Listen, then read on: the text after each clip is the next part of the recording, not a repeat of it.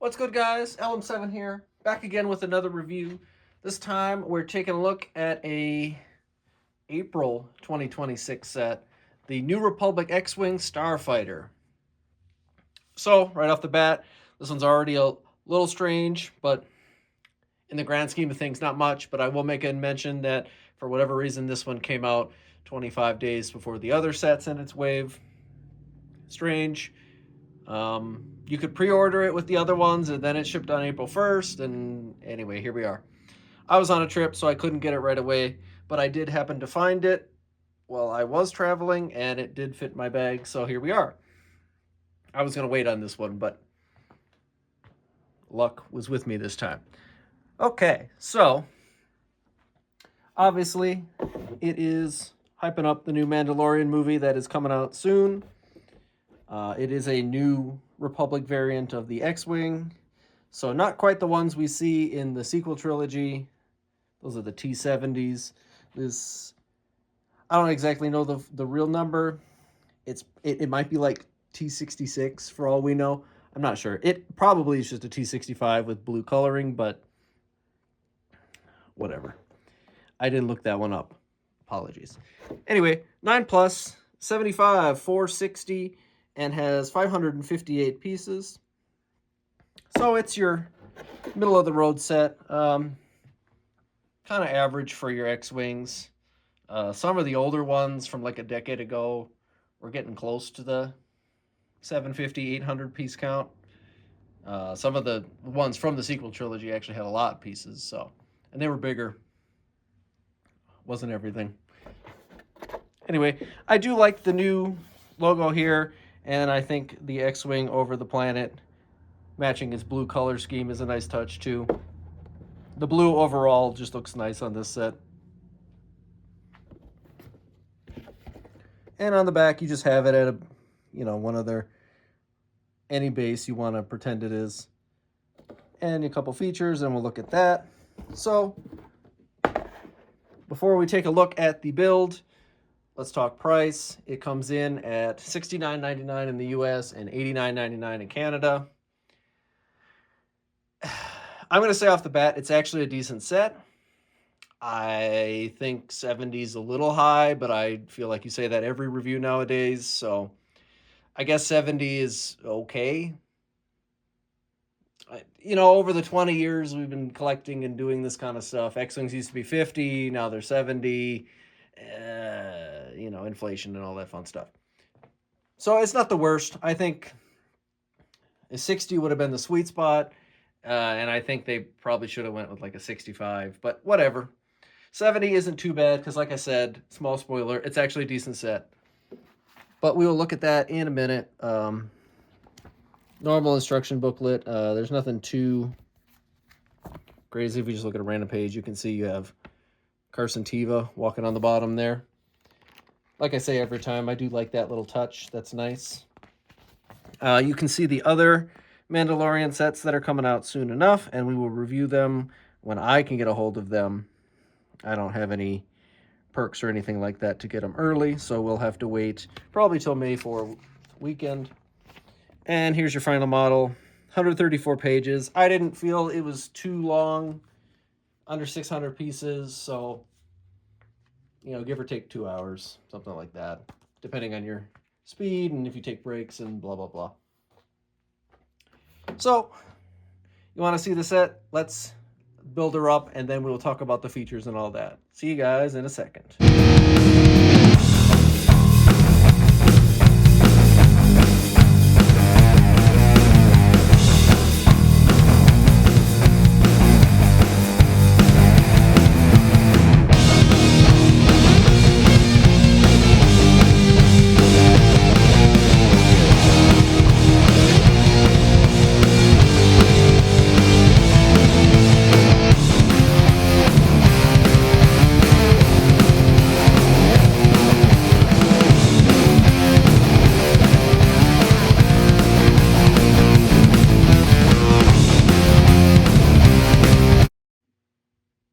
All right, and we're back. So we built the set.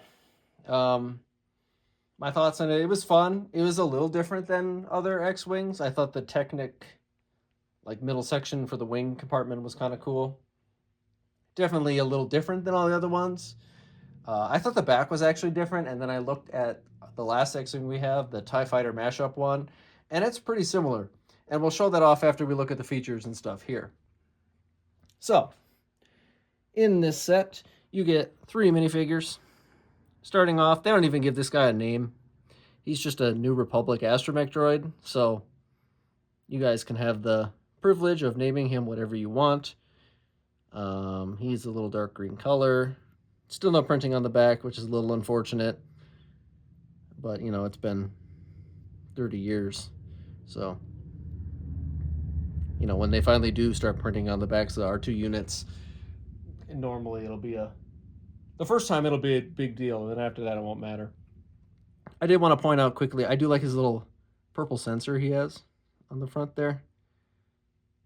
Just a little fun touch I didn't really pick up on myself when I was building it. Who else do we have? So, as far as other new minifigures, you get Colonel Ward here. She just has kind of your standard X-wing pilot gear on, as you can see. Nothing too crazy. I mean, the printing is nice, but it doesn't really show any individuality. I had a plethora of these lightsaber handles, so I just let her hold that so she can have her helmet, because they were nice enough to give us a hairpiece and a helmet this time around. Good helmet detailing on her this time. Just in general. And she has a double-sided head with the X-wing visor on, if you want her to be the one piloting the X-wing. Because they don't specifically say this is Carson Teva's X-wing, but let's all be real here. That's whose X-wing it's going to be. And he's our other minifigure in the set. Like I said, for Colonel Ward, unfortunately, he's just in his X-wing jumper. Not that we see him too much out of his jumper, to be perfectly honest. But it's really hard to show, like, super personality. Like, the only real defining feature of this guy is his little goatee he has, and his helmet, obviously, which has some good printing. I like the blue and the yellow. It's quite bright, but it matches the E-wing. He does have a double-sided face where you can see the rest of his beard, but I don't think that this necessarily perfectly captures him as a minifigure. So maybe later on, maybe if he's got any kind of big enough role in this Mandalorian movie, maybe we'll get him as a secondary figure in a different set later on. Who knows? So minifigures, they're all right. It's nice to have some more variety in your X-wing pilots, and Carson Teva is a good inclusion, obviously, because it'd be weird if they didn't.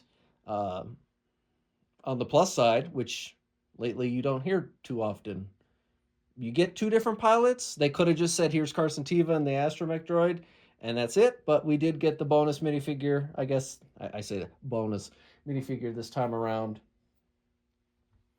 which kind of adds a little bit of value to this set. What else? So then getting on to the actual build here, you do have a little step ladder to help you get into the X-wing. This is literally 4 pieces, so nothing too crazy about that. Just a ladder. So then, the X-wing itself. Like I said earlier in the beginning intro section, it's actually a fairly well put together, detailed set. It was pretty fun to build. Like I said, this Technic area is different, and I thought it was interesting. I like a good challenge, and not that it was particularly difficult or anything. However, it, Technic stuff can be a challenge, especially for people who don't build Technic very often. But overall, I think this is a well-made set, and the price isn't terrible at $70 this time around. Could always be cheaper, but I guess we'll just have to forget that forever, I guess.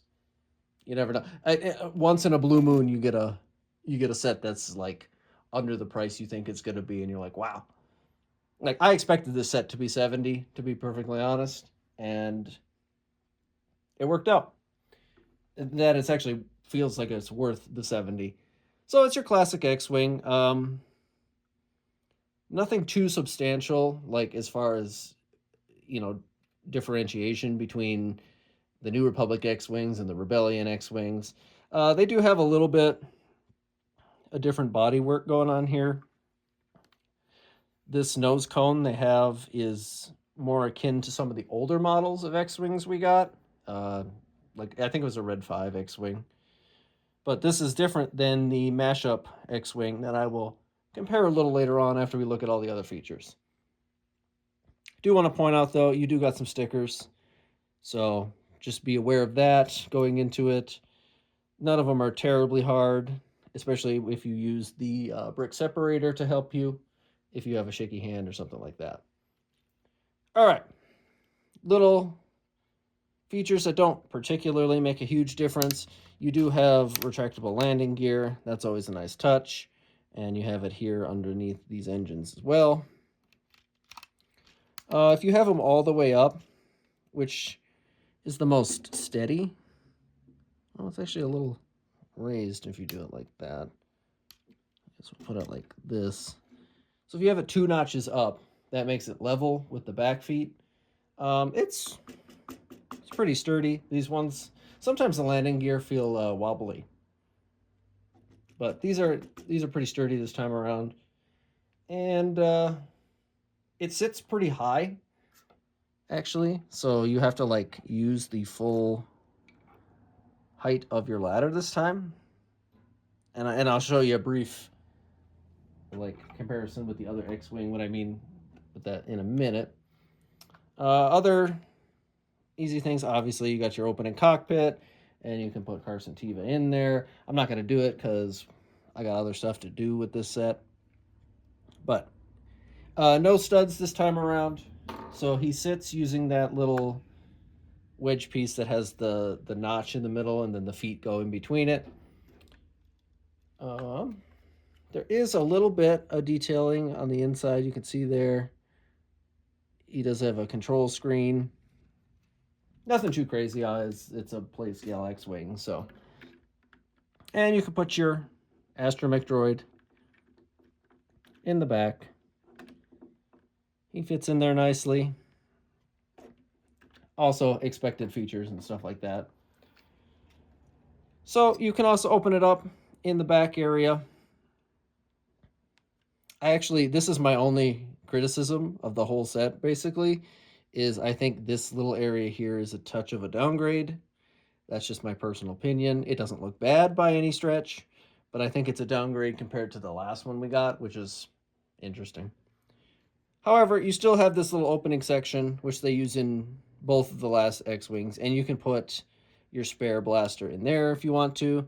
You already know me. I make him hold it while he flies. On each wing, they have opted for not using the big spring-loaded shooters, so we just have the littler stud shooters going on this time around. You do get 1 per wing, so there's 4 of them. We are not going to shoot those because you already know. And the main feature of an X-wing, obviously, is the S-foil wings opening. So if you just press this little Technic button here, you do, in fact, open your wings. And here's your X-wing with opened wings, as you'd expect it to do. I actually like this. It's not really a feature. It's kind of an unintended part of the way they did the Technic on this one. There's no real way to close the wings unless you do it manually, which is fine. But I find if you are, if you're playing with it, if you want to, and then you land it, it lands on the wings, and the wings close on their own as it lands. So if you do like animations and stuff, that'd be kind of a cool thing to show off. So that's the X-Wing. It has all your basic features of an X-Wing, and I think the design is fairly solid this time around. They always change up how the blasters and stuff looks. So speaking of that, we will now take a small look at the last X-Wing, which came with the TIE Fighter mashup. I'm just going to keep that like that. All right, there we go. So obviously they're different variants of the X-wing. One is the Rebellion and one is New Republic. So you can kind of write off any of the changes. And obviously the older X-wing, the wings come off, so there's a little more gap variance in there.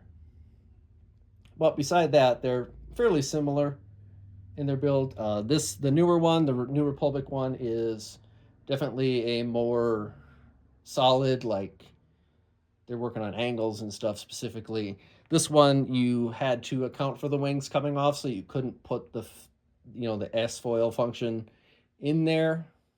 So the body is brick built, which, if you look at them together, you can see are a little bit different. Obviously, the new one is all Technic-y, but they do kind of have the same back design going on here.